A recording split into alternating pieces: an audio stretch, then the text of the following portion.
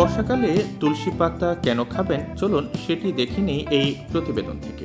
এই ভেষজটি উল্লেখযোগ্য স্বাস্থ্য উপকারিতা দিতে পারে। বর্ষাকালে যখন রোগ প্রতিরোধ ক্ষমতা কমে যায় তখন তাকে শক্তিশালী করে আমাদের ফিট ও সুস্থ রাখতে সাহায্য করে তুলসী পাতা।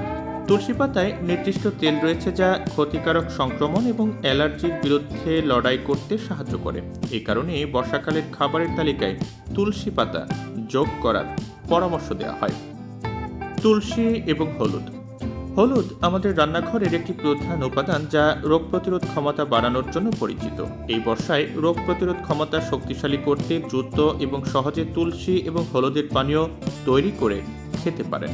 এই দুই উপাদানেরই প্রদাহ বিরোধী বৈশিষ্ট্য রয়েছে এবং সংক্রমণকে দূরে রাখতে সাহায্য করে। এক্ষেত্রে মিষ্টি স্বাদ যোগ করতে চাইলে সামান্য মধু মিশিয়ে নিতে পারেন।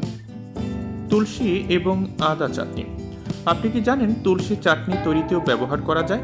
আপনার খাবারের স্বাদ বাড়ানোর পাশাপাশি এটি সুস্থ রাখবে। চাটনিতে আদা এবং তেঁতুলও থাকে যা এর পুষ্টিগুণকে আরও বাড়িয়ে দেয়। আপনি যদি এই চাটনি দীর্ঘ সময় ভালো রাখতে চান তবে এটি একটি এয়ারটাইট পাত্রে সংরক্ষণ করতে ভুলবেন না। তুলসী পনির স্যান্ডউইচ। তুলসী এবং পনির দিয়ে তৈরি এই স্যান্ডউইচ সকালে খেলে তা আপনার দিনটিকে স্বাস্থ্যকর উপায়ে শুরু করার অভিজ্ঞতা দেবে। এটি বেশ স্বাস্থ্যকর এবং মাত্র 15 মিনিটের মধ্যে প্রস্তুত হয়ে যায়। এটি ছোট বড় সবার জন্যই আকর্ষণীয় খাবার। এর সঙ্গে স্যান্ডউইচে আপনার পছন্দের অন্য সবজি যোগ করতে পারেন। তুলসী এবং আদা চা।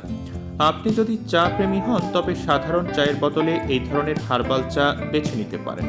তুলসী, আদা এবং অন্যান্য বিভিন্ন মশলা দিয়ে তৈরি এই চা বর্ষাকালে রোগ প্রতিরোধ ক্ষমতা বাড়াতে একটি চমৎকার পানীয় হিসেবে কাজ করে। তুলসী এবং আদার এই চায়ে মিষ্টির স্বাদ যোগ করতে চাইলে মধু মিশিয়ে খেতে পারেন, তবে কোনোভাবেই চিনি মেশাবেন না।